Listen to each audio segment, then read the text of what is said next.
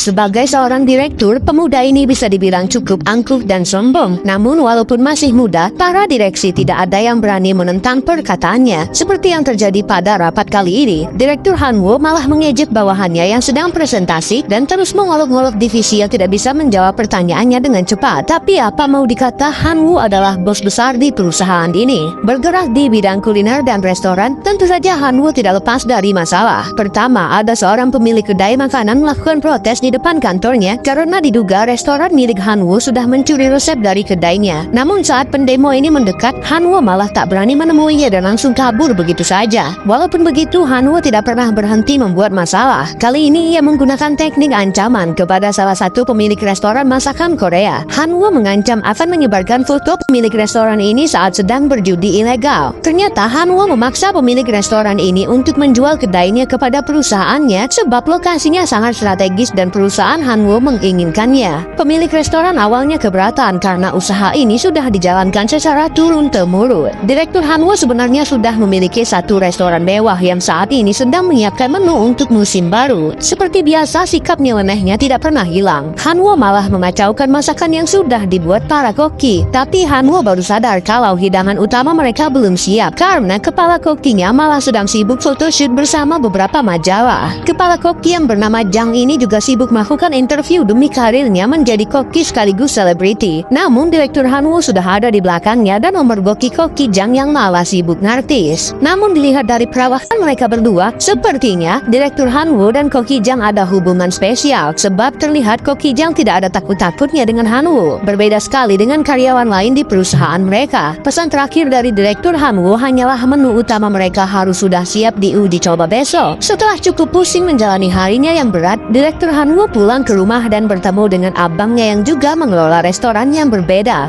Hubungan mereka tidak begitu baik karena bersaing satu sama lain. Tepat pula malam ini, saat sedang makan malam, ibu mereka yang merupakan pemilik utama perusahaan mereka memberikan pengumuman penting. Barang siapa yang restorannya berhasil mendapat bintang 3 Diamond Star, yaitu penghargaan paling prestisius bagi restoran di negara mereka, maka dialah yang akan menjadi penerus pemilik utama perusahaan keluarga mereka. Mendengar itu, Direktur Hanwoo terus mendesak kepala kokinya untuk menyelesaikan menu utama mereka yang Hanwoo yakini bisa membawa mereka mendapat bintang 3 Diamond Star. Setelah koki Jang menyelesaikannya dan Direktur Hanwoo mencicipinya, dia sudah cukup puas dan besok set menu baru mereka akan diluncurkan. Namun manajer Direktur Hanwoo tiba-tiba datang dengan wajah panik. Ternyata manajer membawa informasi bahwa makanan utama yang akan menjadi menu baru mereka sudah ada yang menjualnya dengan sangat mirip di restoran lain. Hal ini bisa menjadi masalah jika penilai tahu bahwa makanan restoran mereka mirip dengan hidangan lain, sebab akan dianggap menjiplak resep orang lain. Sedangkan moto restoran mereka adalah satu-satunya dan tidak ada yang lain.